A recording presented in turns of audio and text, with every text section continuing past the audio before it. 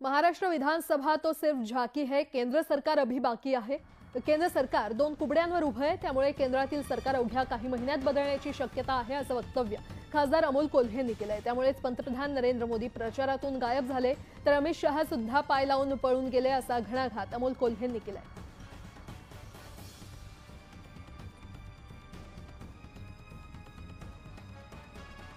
महाराष्ट्र विधानसभा तो सिर्फ झाकी आहे, मग केंद्रातलं सरकार अजून बाकी आहे। कारण केंद्रातलं सरकार दोन कुबड्यांवर उभं आहे हे आपल्यालाही माहिती आहे, आणि त्यामुळे केंद्रातलं सरकार हे अवघ्या काही महिन्यात बदलण्याची चर्चा दिसते।